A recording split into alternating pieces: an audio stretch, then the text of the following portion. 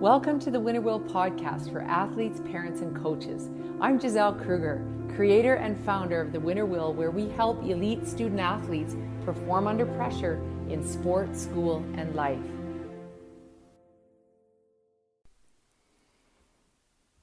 Today I'm going to give you a simple strategy that can help you improve your performance. I love the word strategy. It simply means a plan of action designed to achieve an overall aim. So if your overall aim, what you really want, is to perform in the heat of competition, this strategy is for you. This simple plan of action works when you work it. Now, with more than 3 decades of experience with elite athletes as both a player and a coach, I've seen a lot of talented athletes struggle with underperformance. Despite being smart, driven athletes with big aspirations, there's often something that keeps many of them from reaching their full potential in their sport. And many times, that something is that battle that's going on inside the head.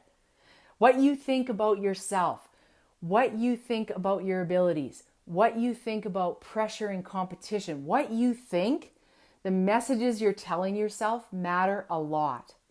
Legendary surfer Laird Hamilton said it best. Make sure your worst enemy doesn't live between your own 2 ears. Now here's how most people do life. They feel, they act, then they believe, and then they think. You can write those four words down. Feel, act, believe, and think. Most people lead with their emotions. They're feeler. They feel an emotion, often a negative one, like fear, for example, and then they act on that feeling. And because they act on it, they start to believe that what they feel is true for themselves. And eventually it becomes a dominant thought in their mind. On the other hand, here's how high performers approach things. They think, they believe, they act, and then they feel. Write those 4 words down in this order. Think, believe, act, and feel. Notice the difference? It's the complete opposite. The strategy here is to restore your dominant thought. Well, what do I mean by dominant thought? The mind cannot distinguish between a positive and a negative. It doesn't hear the do or the don't. The mind can't move away from something. It can only move towards something.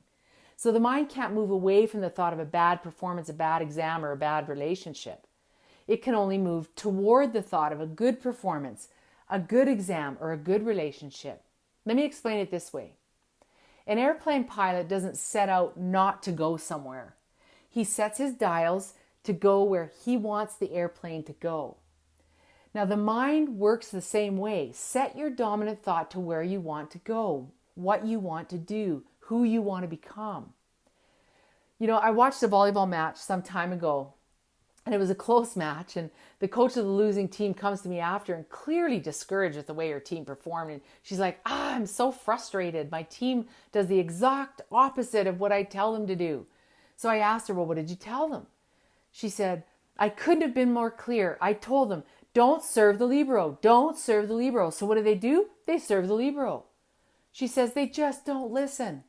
So I asked her if she'd ever heard of this concept of the dominant thought, that the mind doesn't distinguish between a positive and a negative. The mind just doesn't register the do or the don't. It just hears the dominant thought.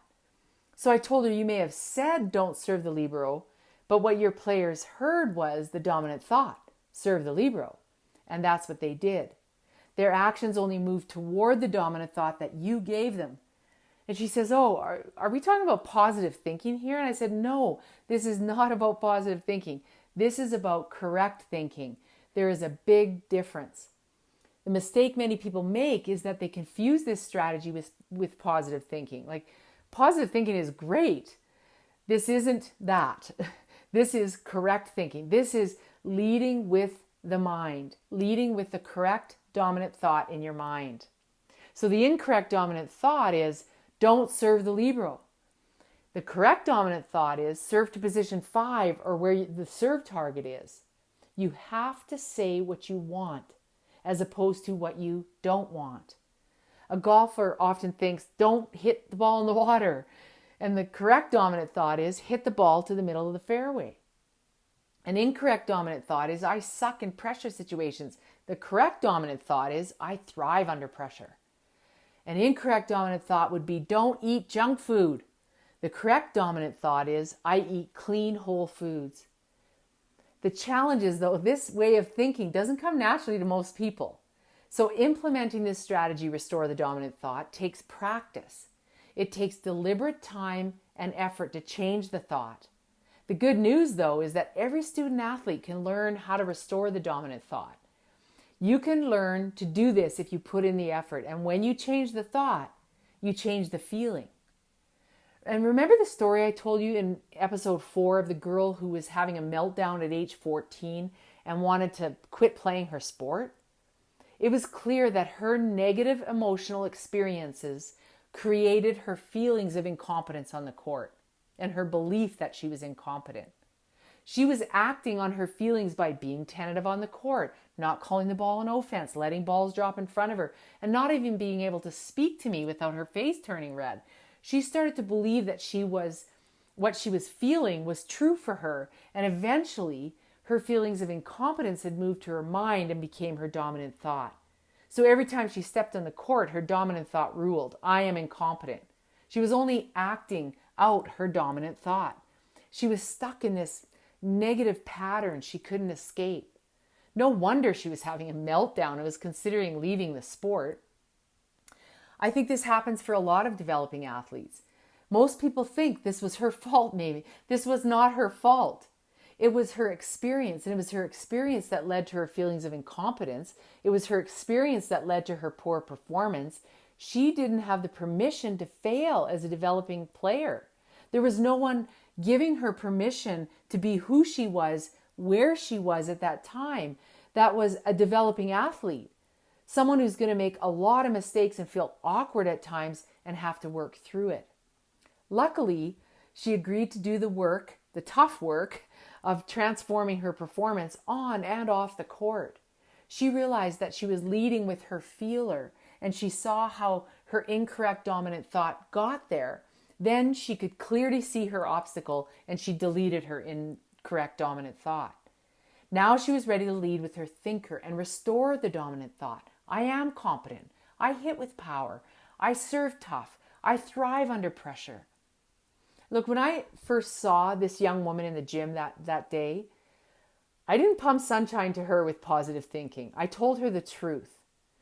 The truth is she's a developing player. She had all the physical attributes of an elite player. She was competent, but the truth was she was a developing player who had a ton of potential, and she needed the time and the space to make a lot of mistakes without feeling like she was incompetent. Once she trusted that truth and chose to believe that that was true for her, she simply started to act as if it was true, which means she didn't always feel like it was true. So she did the work one-on-one session at a time, one practice at a time, one session in the weight room at a time.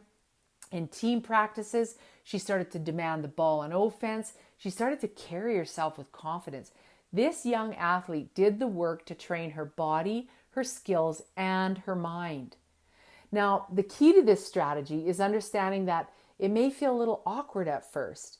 This is probably the most difficult part of this strategy, acting on something that doesn't feel right yet. I mean, anytime you're learning something new, the learning process is the same for everyone. 4 things typically have to happen in order to learn something new. It takes time. Learning takes time. Struggle is not an option. It's going to be messy. Learning takes deep and deliberate practice, and you have to be prepared to make mistakes and feel stupid. That's what happens when you're learning something new. So it took time for this athlete to restore her dominant thought to thoughts that moved her toward what she wanted. It took time to work at this strategy, but she did what she had to do, even when she didn't feel like she could. She acted as if she could. She spoke with authority on the court, demanded the ball, got into the weight room, all those things. It didn't just happen overnight. She didn't feel it right away. That's okay. Her feelings came later, and yours will too. It takes time, so you have to be patient.